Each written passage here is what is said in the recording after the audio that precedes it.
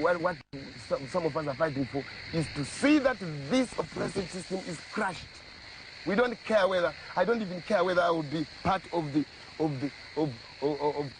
top echelon in the room. I'm not worried, but I'm dying to see a change that, you know, in the system.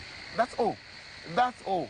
I would like to see the young people enjoying together, black, white, enjoying together in a new Zimbabwe. That's all. Look, we have clothes, food, everything.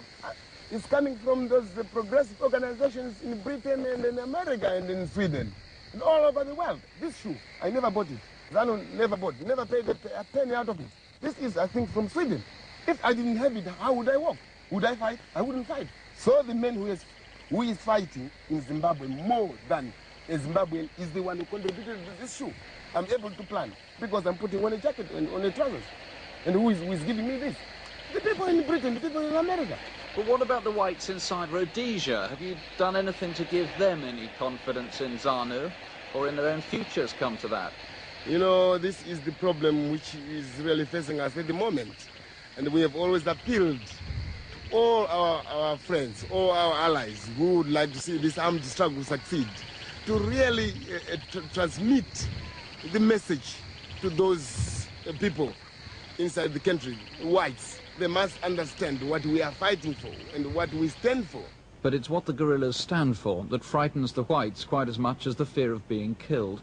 They feel their prosperity is threatened by a doctrinaire Marxist dictatorship. What would things be like in terms of ownership of cars, of all the other sophisticated bits of equipment that many Rhodesians, black and white, already do have? Or are they going to all be part of this collective enterprise? Now, what you are trying to say to me, or what you're trying to suggest to me, what has been suggested to us over and over again, is that this idea of socialism will not work. In other words, we are being persuaded to get stuck with capitalism. Now, is it not common sense that when we fight to liberate the country and want to introduce a new system, we should look for a system which is different from capitalism? There is an expression in England, don't throw the baby out with the bathwater.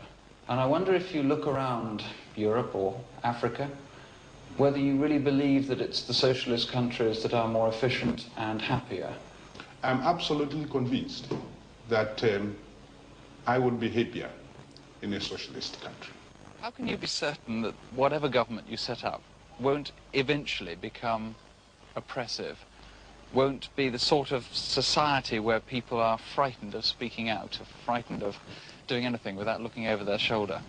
We do not want to create a socio-legal order in the country in which people are petrified, in which people go to bed having barricaded their doors and their windows because someone belonging to the special branch of the police will break into their houses. This is what we've been fighting against. Every one of us has been in jail 10 years, 14 years. I myself 9 without trial. Every one of us has had to live scared of the police.